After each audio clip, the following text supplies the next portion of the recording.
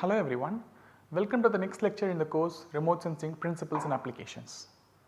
Till now we have discussed in detail about remote sensing image acquisition systems, the basic principles of data collection, what data is being collected and how to convert the data into surface reflectance, all those concepts. Essentially with respect to data, our focus is on the solar reflective portion of the electromagnetic spectrum, that is wavelength less than 3 micrometers. Also the image acquisition systems that we have seen till now, like the whisk broom scanner, the push broom sensor, all those concepts are essentially the ways in which images in this particular solar reflective portion and also the thermal infrared portion, how data will be collected in these two portions like wavelength up to say 14 micrometers. So now we are going to continue with the topic of analyzing the data in the solar reflective portion of the electromagnetic spectrum. Rather than analyzing, I will say that how this particular reflectance is being recorded. That is, we now know that satellite sensors collect radiance and we have also seen the steps to convert this radiance to surface reflectance. And this is our primary interest, like acquiring the surface reflectance of various features is of the primary interest to remote sensing users, especially when we are dealing with wavelengths less than 3 micrometers. Starting from this lecture and maybe next few lectures, we are going to see what causes certain objects to look like in a certain way. That is, we now know what the reflectance will be. What we are going to see now is why the reflectance is like that and how commonly occurring earth surface features will behave in different wavelengths starting from visible to SWIR range of electromagnetic spectrum. So, the topic of the lecture we are going to see starting from today is analyzing or understanding the spectral reflectance curves of few commonly occurring earth surface features in the visible, NIR and SWIR domain. While discussing the interaction of EMR with earth surface features, I introduced you the concept of spectral reflectance curve. So, a spectral reflectance curve is nothing but recording the wavelength and the spectral reflectance observed in the corresponding wavelength. So, that is example is given in this particular slide. Here you can see that in x axis we have wavelength, in y axis we have reflectance. So, if we plot this for like various wavelengths, especially within the range of say 0.42 up to say 2.5 or even 3 micrometers, we call this particular plot as spectral reflectance curve. So, we have also seen that this spectral reflectance curve is mostly unique for various earth surface features, and that is why sometimes we call this spectral reflectance curve also as spectral signature.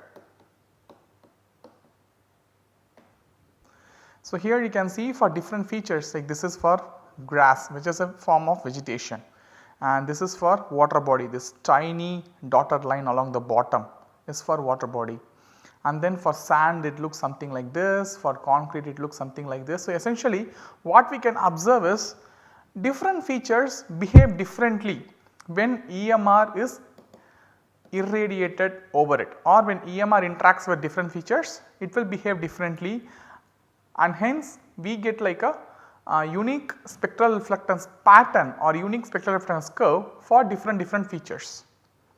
In this series of lectures, we are going to analyze why such spectral reflectance curves are observed. We are going to go a little bit in detail and reason out why the spectral reflectance curve has a particular pattern for a particular feature.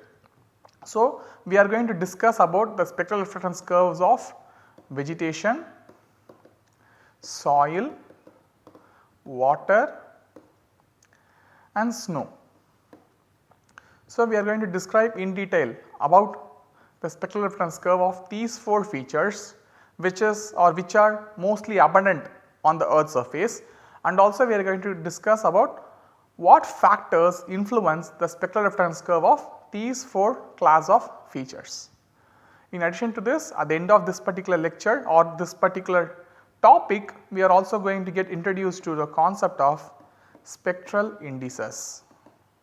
So, this is what we are going to cover in the series of lectures starting from today, maybe for next 3 to 4 lectures. So, first we are going to start with the spectral reflectance curves of vegetation. So, one of the earliest and primary application of remote sensing was vegetation monitoring, and vegetation has been studied in detail about how it will look in the solar reflective portion of EMR, what factors will affect it. And vegetation as a whole, if you look at it like a global scale, vegetation as a whole can influence Earth's surface or Earth's system to a larger extent. Vegetation plays a major role in controlling the Earth system itself, like it can change the water cycle, it can change the carbon cycle. Only from vegetation we derive our food, that is essentially the crops. So, vegetation covers like the entire spectrum or the entire gamut of starting from trees, plants, crops, grasses and so on. Even though vegetation has like many different complex forms starting from like tiny algae to like huge trees, it can take variety of shapes and everything. The spectral reference curve of vegetation has like a one particular unique pattern. So, this is like general of healthy green vegetation, or in particular we are going to discuss about the spectral reference curve of healthy green leaf. We will start with understanding the spectral reference of one leaf, and then slowly we will build our understanding of how it will look when we move up in the sky. That is when we move away from single leaf to looking at one plant or one full canopy and so on. So, at first we will start by looking at the spectral reference curve of one single healthy leaf, that is given in this particular slide. So, here in the x axis we have wavelengths ranging from 0.4 to roughly 2.5 micrometers, and reflectance is plotted along the y axis. So, this is from like observed data in laboratory measurements. I have taken it from a spectral library called EcoStress library. Okay. So, you can like search it in internet and you can like easily access the spectral library. So, this spectral library contains like for various features on Earth's surface, for hundreds of features on Earth's surface, how the reflectance will vary with different wavelengths. You will get it in form of a table. You can just plot them and analyze in detail how different features look. So, this spectral library I will use to like a good extent in the series of lectures. You can easily refer it in the internet. So, okay, coming back to the spectral reference curve of vegetation. The spectral reference curve of vegetation is typically called to have a peak and valley configuration. If you look at this, it has lot of small peaks like here all these portions here and so on, and also a lot of valleys like here and so on. So, that is why this particular reflectance pattern got a name of peak and valley configuration. We can divide this particular curve into 3 portions according to, or 3 divisions according to the wavelength range. That is, we will first analyze what happens in visible band, then we will analyze what happens in the NIR band, and finally we will analyze what happens in the SWIR band, roughly 0.4 to 0.7 micrometers, 0.7 to 1.4 micrometers, and from 1.4 to say up to say 2.5 or 3 micrometers. 3 range, we will divide this curve into 3 different portions and then we will analyze in detail. Before doing that, it will be beneficial for us to understand some information about the structure of a leaf. So, if you look at like a structure of a leaf, a single leaf, this is like the electron microscope image of one single leaf. It shows that it has different portions, that is a leaf has like one top portion what we call as epidermis. Similar to our skin has like a top layer, even the plant's leaf has a top layer, we call it as epidermis, and some varieties of leaves have a waxy coating on top of it called cuticle. So, this is like a waxy coating present on top of the leaf which prevents the leaf from over draining of water. So, this will be like a thick coating over like desert plants and shrubs. It may be like a thin coating over like plants and trees present in heavy rainfall region. If you look here, you can observe like two different types of cell, one like elongated lengthy cells on top half of the leaf. So, this is like the top portion of the leaf, and this is below this particular red line, this bottom portion of the leaf. Here you can see the cells present are actually looking different. So, here it is like having like long elongated shape, here it is having like irregular shape. The cells that are present on the top portion, we call it as the palisade parenchyma cells. The cells present on the bottom portion, we call it as the spongy parenchyma mesophyll cell. This particular portion we call it as mesophyll. So, we call it as spongy parenchyma, on the top we call it as palisade parenchyma. In the top portion, we have one of the most important pigment in the vegetation, that is the chlorophyll.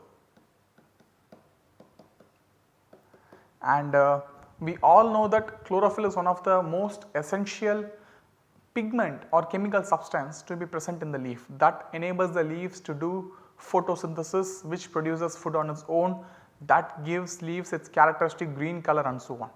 So, the chlorophyll, the most important pigment in the leaf, is present in the palisade parenchyma cells, that is the elongated cells mostly on the top portion of the leaf. If you look at like the bottom portion, the spongy parenchyma portion, we can observe lot of air gaps or air space is present in between the cells. So, this particular air space, when water is present, it will be filled with water, that is when plants take water from the root system, the water will come and occupy this particular air space, and when plants dry out, this air space will be removed of water and it will again become like gaps filled with air. So, this is like a very basic structure or basic introduction to the structure of leaf. Now, we go back to the spectral reflectance curve and possibly analyze or understand what controls the spectral reflectance curve for different portions. So, here there is one more spectral reflectance curve of healthy green vegetation. So, within the visible range, that is in the wavelength of 0.4 to 0.7 micrometers, the primary factor that influence the spectral reflectance curve is the leaf pigments or absorption due to leaf pigments. So, pigments are nothing but like chemical substances which is present in the leaf. Chlorophyll is one of the most commonly occurring pigment that is present in the leaf. Similarly, there can be like other type of pigments like carotene and so on. So, within the visible range, it is the presence or absence of leaf pigments which influences the spectral reflectance curve to a large extent. Once we enter into the NIR portion, that is starting from 0.7 to 1.4 micrometers, the leaf internal structure or the scattering happening within the leaf controls the spectral reflectance portion. So, in the visible, it is the pigments. In the NIR range, it is the leaf's internal structure.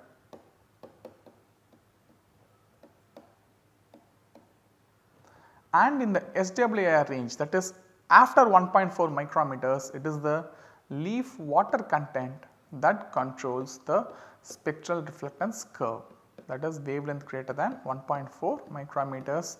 This is roughly 0.7 to 1.4 micrometers and this is 0.4 to 0.7 micrometers.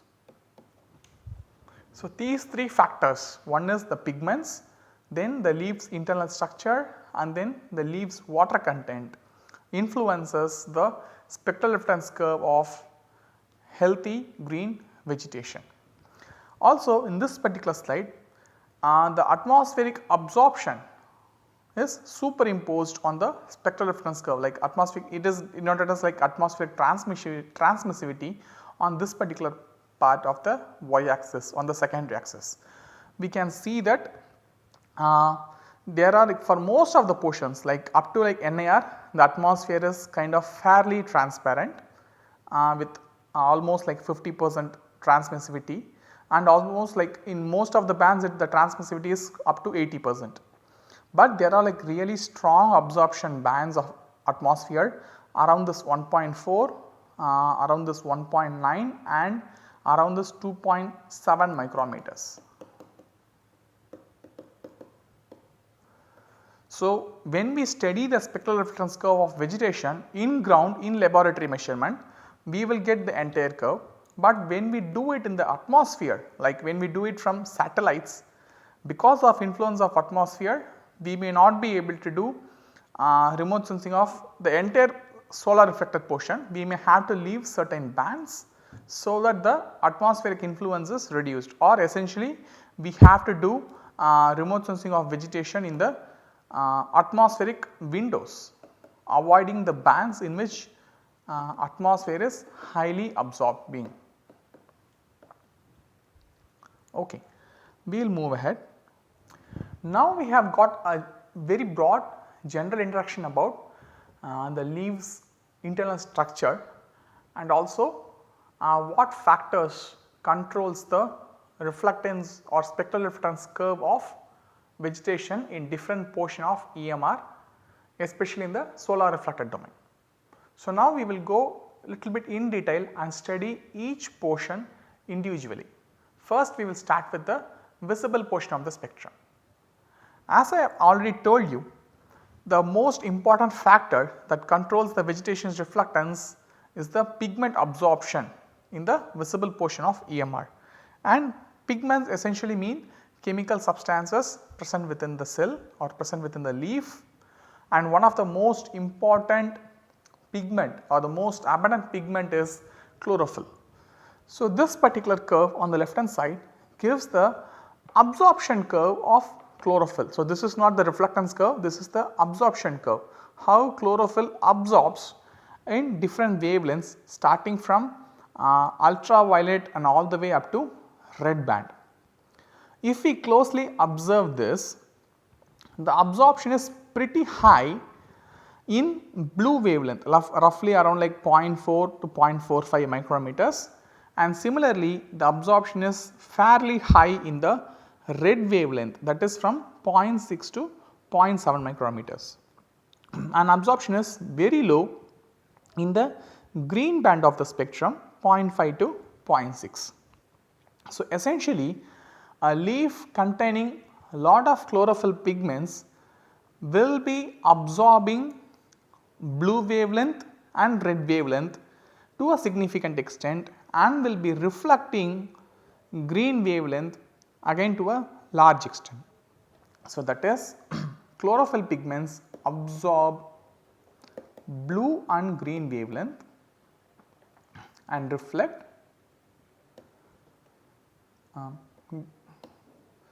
this should be absorb blue and red wavelength and reflect green wavelength.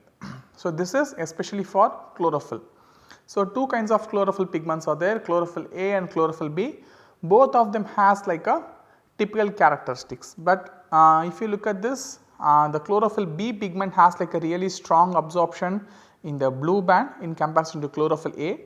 On the other hand, chlorophyll A has a really strong absorption in the red band in comparison with chlorophyll B pigment. So, based on the presence of different types of chlorophyll, the reflectance can vary, but essentially the overall feature, that is absorption in blue and red wavelength and reflection in green wavelength, will be remaining. Apart from chlorophyll, there can be other pigments that can be present in the leaf, say beta carotene, phycoerythrin, phycocyanin and so on.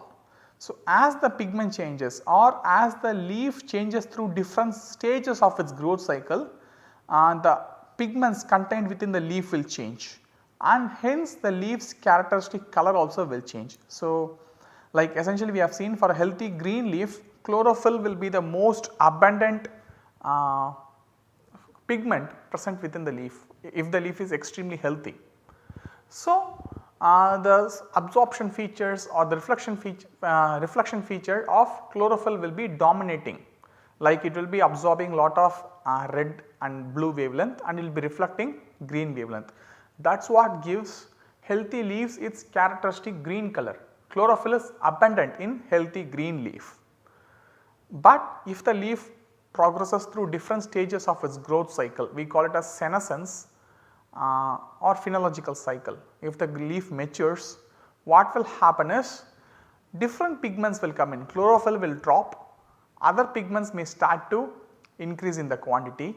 When that happens, the leaf's color may change depending on the pigments that is becoming abundant now. So, here if you look at like let us say like beta carotene is being present in the leaf. So, you can see that beta carotene absorbs a lot in the blue wavelength again, but its absorption becomes extremely low in green and red portion combined together. So, when beta carotene becomes like the dominant pigment within the leaf, it will absorb blue and it will reflect green and red portions, and it may have like a leaf may have like a yellowish appearance. Similarly, if phycoerythrin is like the primary pigment present in the leaf, it absorbs primarily in the green band with very low absorption in blue and red bands. So, again it may produce a completely different color to the leaf. So, the absorption by different pigments is what drives the spectral reflectance curve of vegetation in the visible part of the spectrum, and also this particular absorption of certain characteristic wavelengths gives the leaves its characteristic color, like absorption of blue and red leaving green out will give the leaf the green color. This is done by chlorophyll. Absorption of blue only allowing green and red to pass may give the leaf an yellowish color, that is because of like the beta carotene and so on. So, the presence or absence of certain pigments will drive or will dominate the spectral reflectance property of vegetation. So, as the vegetation goes through different cycles of its growth phase or if the vegetation undergoes certain amount of stress, the pigments present within the leaf will change. It may some other pigments instead of chlorophyll may come in, and hence the color of the leaf will start to vary. We will observe it visibly with our eyes as our eyes are tuned to observing visible portion of EMR. So, this particular figure is gives another example of how leaf with different colors look, or how the spectral reflectance curve of leaves in different colors look.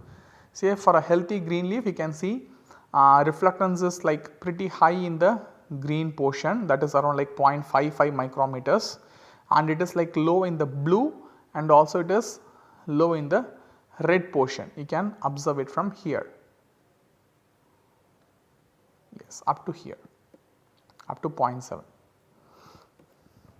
But if you look at like other leaves, that is say take this reddish purple leaf, you can see that the reflectance is pretty low in almost all portion of EMR, giving like a combined mix of like a dark color, that is why the leaf may appear like reddish purple.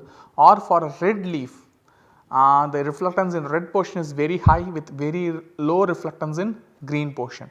So, this is because of presence of different pigments present within the leaf essentially, that will dominate or that will control the reflectance portion of reflectance pattern of leaf, especially in the visible range. Next we will move on to discuss about the spectral reflectance property of leaf in the NIR portion of electromagnetic spectrum. So, if you look at the basic spectral reflectance curve, maybe I will go back to that particular slide. So, if you look at like this particular curve on the slide, we can observe that the reflectance is quite low in the visible part, that is around like less than say 10 to 12%, maximum itself is like say 12% in the visible portion. if you transfer to NIR portion after this 0.7 micrometers, you can see the reflectance increases drastically, it reaches 50%, and again it slowly begins to decrease as we increase in the wavelength. But if you look at this particular curve in general, the reflectance starting from NIR all the way up to like SWIR portion is relatively higher when compared to the reflectance in the visible band, and it is the highest in the NIR portion. The reflectance is highest in the NIR portion.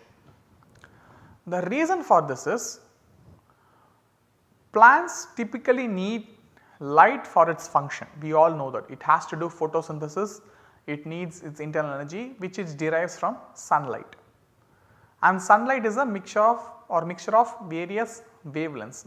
We also know that with the primary wavelength or the wavelength in which maximum energy coming is green portion typically.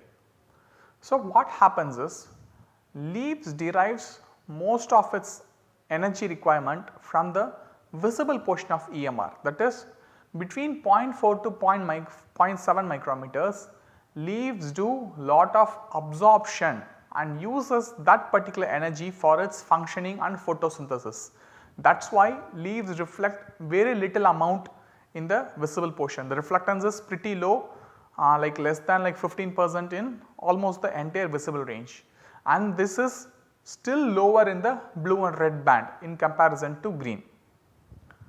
But leaves will not absorb EMR with the same efficiency in the NIR portion of the spectrum, because a significant amount of solar energy will come in the NIR portion of the spectrum also, and if leaves absorbs all these things with the same efficiency with which it absorbs visible wavelength, then it will overheat the leaves and leaves may die, causing an irreparable damage. So, that is why in order to prevent the leaf from dying or from preventing the leaf from irreparable damage, leaves generally has a tendency of high reflectance and high transmittance in the NIR portion of electromagnetic spectrum.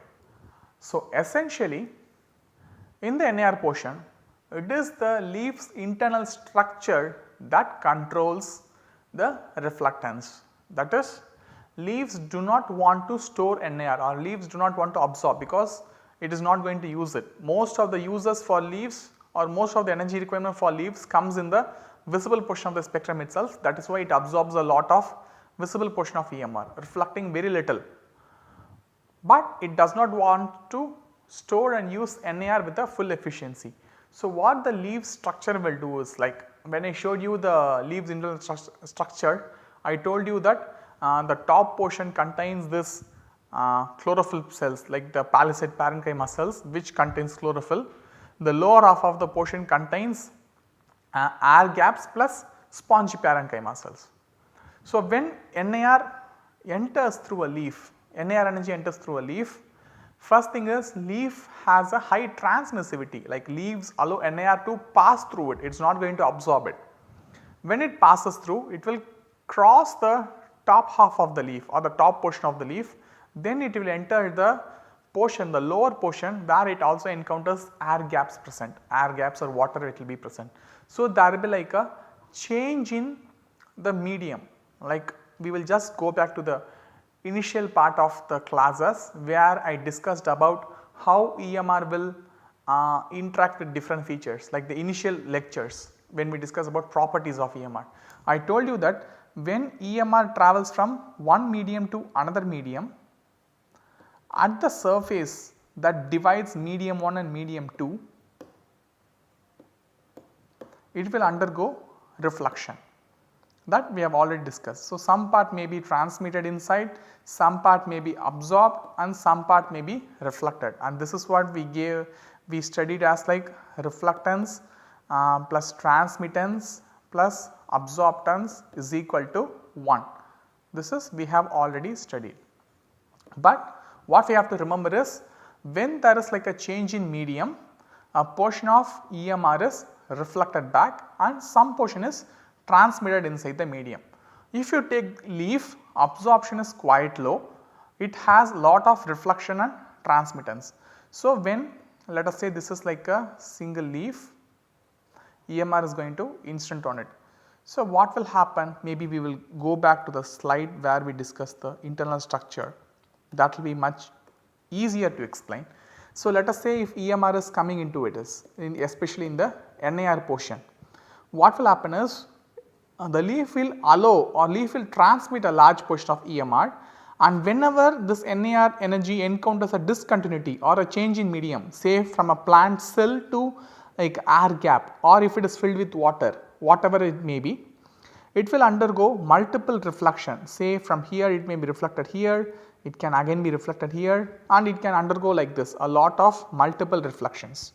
So, the leaf's internal structure, how the cells are oriented within the leaf, how the air gaps are oriented within the leaf will cause the energy in the NIR portion to undergo multiple reflection within the leaf, and also combining this with high transmittance, the leaf after undergoing multiple reflectance will be either reflected totally in the upward direction, like some part of it may be reflected again in the top part, or some may be reflected or transmitted down to the bottom part. So, essentially what I want to convey is leaf has high transmittance and high reflectance, especially in the NIR portion. So, when energy enters into the leaf, what will happen is it will transmit through, and when it encounters a change in medium, that is from leaf cell to air gap or whatever, when it encounters a different medium, it will undergo reflection, and because of the random orientation of leaf pigments and leaf air spaces, NIR will undergo multiple reflections, and finally some fraction of NIR will come out of the top part of the leaf itself, giving like a total reflectance. Some portion of energy will be allowed to transmit completely through the leaf and will be coming out of the bottom part of the leaf. So, essentially what you have to remember is a large portion of NIR is either reflected totally, like if you look at a leaf as a whole, leaving the internal part away, a large portion of EMR will be reflected or transmitted from the leaf. This is what you have to remember. So, in this particular lecture we have started discussing about the spectral reflectance property of vegetation, especially of a leaf. We have covered the reflectance property in the visible portion, and we have started discussing about the NIR portion, and we will continue this and further topics in the next lecture. Thank you very much.